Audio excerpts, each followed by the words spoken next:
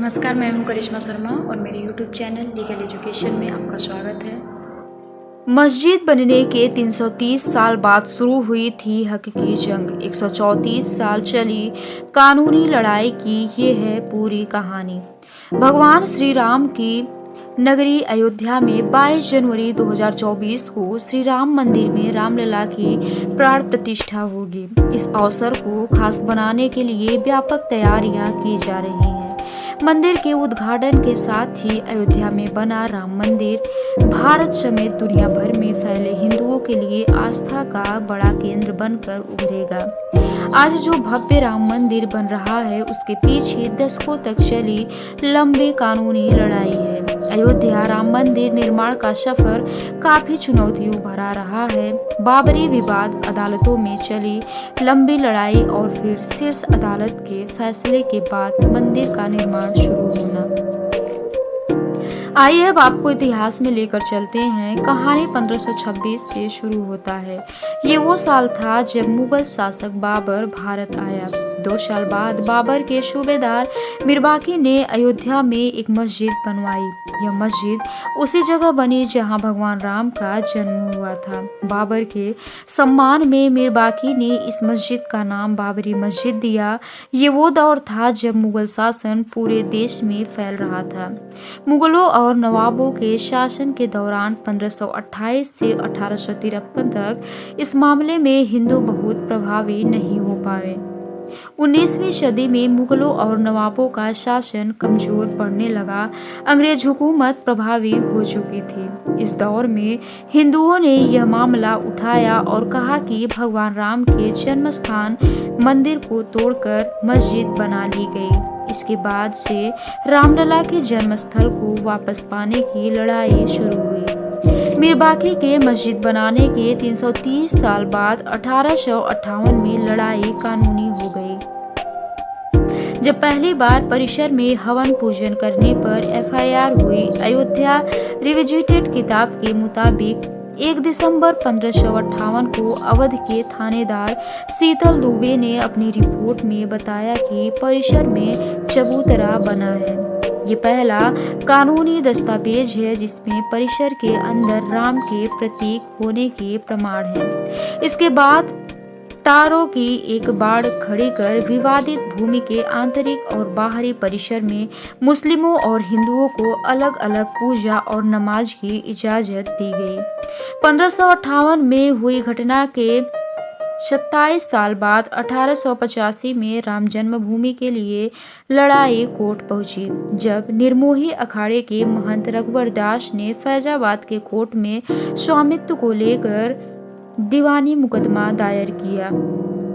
दास ने बाबरी ढांचे के बाहरी आंगन में स्थित राम चबूतरे पर बने अस्थायी मंदिर को पक्का बनाने और छत डालने की मांग की।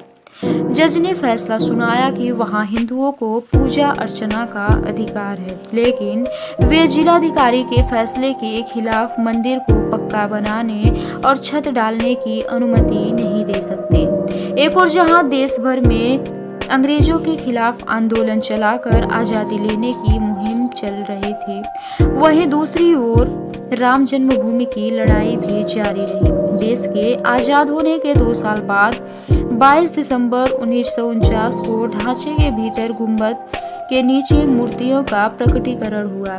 आजादी के बाद 22 दिसंबर 1949 को ढांचे के भीतर गुंबद के नीचे मूर्तियों का प्रकटीकरण हुआ। आजादी के बाद पहला मुकदमा हिंदू महासभा के सदस्य गोपाल सिंह विशारद ने 16 जनवरी 1950 को सिविल जज फैजाबाद की अदालत में दायर किया।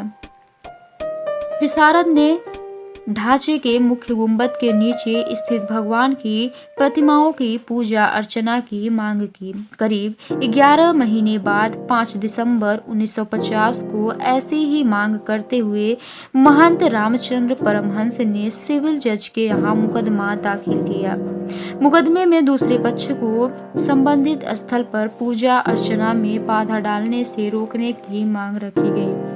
3 मार्च 1951 को गोपाल सिंह विशारद मामले में न्यायालय ने मुस्लिम पक्ष को पूजा अर्चना में बाधा न डालने की हिदायत दी। ऐसा ही आदेश परमहंस की तरफ से दायर मुकदमे में भी दिया गया। 17 दिसंबर 1959 को रामानंद संप्रदाय की तरफ से निर्मोही अखाड़े के 6 व्यक्तियों ने मुकदमा दायर कर इस स्थान पर अपना दावा ठोका। साथ ही मांग रखी कि रिसीवर प्रियदत्त राम को हटाकर उन्हें पूजा अर्चना की अनुमति दी जाए, यह उनका अधिकार है। मुकदमों की कड़ी में एक और मुकदमा 18 दिसंबर 1961 को दर्ज किया गया। ये मुकदमा यूपी उत्तर प्रदेश के केंद्रीय सुन्नी वक्फ बोर्ड ने दायर किया। कहा कि यह जगह मुसलमानों की है, ढांचे को हिंदुओं से लेकर मुसलमानों को दे दिया जाए, ढांचे के अंदर से मूर्तियां हटा दी जाएं। ये मामले हाई कोर्ट में चलते रहे। फैसलों की बात करें उससे पहले रामकाज के लिए हुए कुछ और आंदोलनों की तरफ चलते हैं। रामकृष्ण और शिव के स्थलों पर मस्जिदों के निर्माण के खिलाफ अभियान, बात 1982 की है। ये वो साल था जब विश्व हिंदू परिषद ने रामकृष्ण और शिव के स्थलों पर मस्जिदों के निर्माण को साजिश करार दिया और उनकी मुक्ति के लिए अभियान चलाने का ऐलान किया। 2 साल बाद 8 अप्रैल 1984 को दिल्ली में संत महात्माओं, हिंदू नेताओं ने अयोध्या के श्री राम जन्मभूमि स्थल की मुक्ति और ताला खुलवाने के आंदोलन का फैसला किया। जनवरी 1989 में प्रयाग में कुंभ मेले के दौरान मंदिर निर्माण के लिए गांव-गांव शिला पूजन कराने का फैसला हुआ। साथ ही 9 नवंबर 1989 को श्री राम जन्मभूमि स्थल पर मंदिर के शिलान्यास की घोषणा की गई। काफी विवाद और खींचातान के बाद तत्कालीन प्रधानमंत्री राजीव गांधी ने शिलान्यास की इजाजत दे दी। बिहार निवासी कामेश्वर चौपाल से शिलान्यास कराया। आंदोलन तेज हो रहा था। इसी बीच लाल कृष्ण आडवाणी रथ यात्रा लेकर निकले। इस यात्रा ने राम जन्मभूमि आंदोलन को और धार दे दी। देश की राजनीति तेजी से बदल रही थी। आडवाणी गिरफ्तार हुए। गिरफ्तारी के साथ केंद्र में सत्ता परिवर्तन भी हुए। भाजपा के समर्थन से बनी जनता दल भी की सरकार गिर गई। कांग्रेस के समर्थन में चंद्रशेखर प्रधानमंत्री बने। ये सरकार भी ज्यादा नहीं चली। नए सिरे से चुनाव हुए और एक बार फिर केंद्र में कांग्रेस सत्ता में आई। इस सब के बीच आई वो ऐतिहासिक तारीख जिसका जिक्र किए बिना ये कहानी पूरा नहीं हो सकता है। बाबरी के टूटने की कहानी।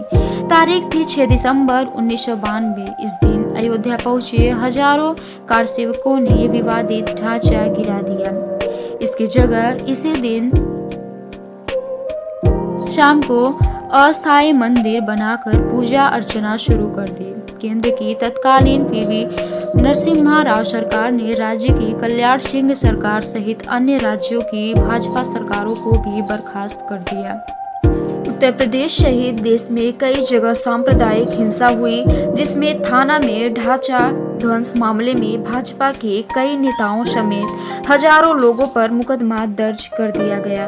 इसके साथ ही रामकाज की कानूनी लड़ाई में मुकदमों की संख्या में और इजाफा होने लगा। मुकदमों की बात हुई तो फिर से कानूनी लड़ाई की ओर चलते हैं और बात फैसलों की करते हैं। एक फैसला 1 फरवरी 1986 को आया, जब फैजाबाद के जिला न्यायाधीश के.एम. पांडे ने स्थानीय अधिवक्ता उमेश पांडे की अर्जी पर इस स्थल का ताला खोलने का आदेश दे दिया।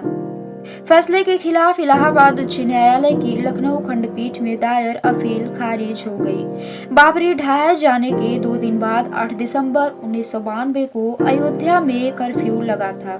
वकील हरिशंकर जैन ने उच्च न्यायालय की लखनऊ खंडपीठ में गुहार लगाई कि भगवान भूखे हैं, राम भोग की अनुमति दी जाए। 7 जनवरी 1993 को केंद्र न्यास को दी गई भूमि सहित यहाँ कुल 67 एकड़ भूमि का अधिग्रहण कर लिया। अप्रैल 2002 में उच्च न्यायालय की लखनऊ खंडपीठ ने विवादित स्थल का मालिकाना हक तय करने के लिए सुनवाई शुरू की।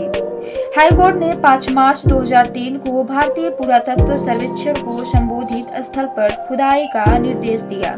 22 अगस्त 2003 को भारतीय पुरातत्व सर्वेक्षण ने न्यायालय को रिपोर्ट सौंपी। इसमें संबंधित स्थल पर जमीन के नीचे एक विशाल हिंदू धार्मिक ढांचा मंदिर होने की बात कही गई। 30 सितंबर 2010 को इलाहाबाद उच्च न्यायालय ने इस स्थल को तीनों पक्षों की रामलला विराजमान निर्मोही अखाड़ा और सुन्नी सेंट्रल वक्फ बोर्ड में बराबर बांटने का आदेश दिया।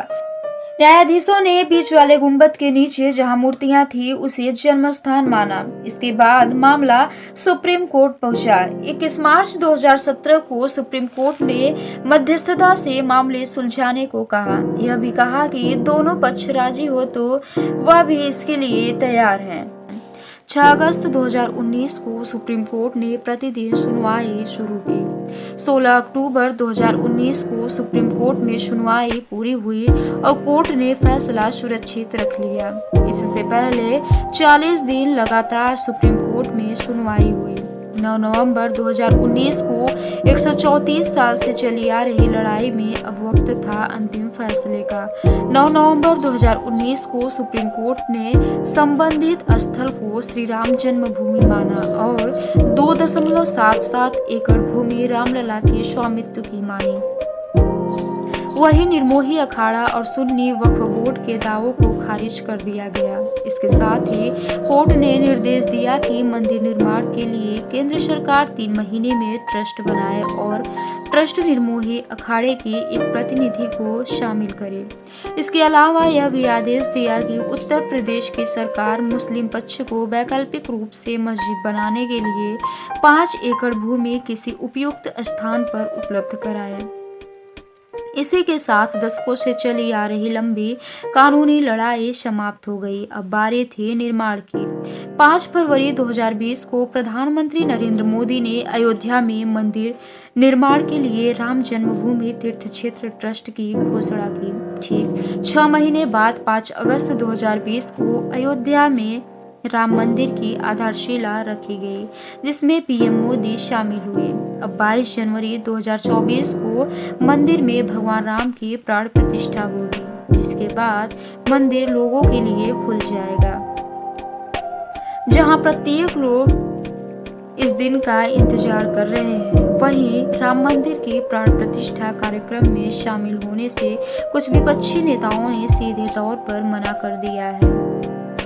वहीं कई नेताओं ने परोक्ष रूप से इस कार्यक्रम में शामिल होने से इनकार कर दिया। वृंदा करात कहते हैं कि हमारी पार्टी अयोध्या में राम मंदिर के प्राण प्रतिष्ठा समारोह में शामिल नहीं होगी। इस फैसले के पीछे हमारी बुनियादी समझ है। हम धार्मिक मान्यताओं का सम्मान करते हैं, लेकिन वे बीजेपी एक धार्मिक कार्यक्रम को राजनीति से जोड़ रहे हैं। धार्मिक कार्यक्रम का राजनीतिकरण करना सही नहीं है। वहीं कुछ दिनों पहले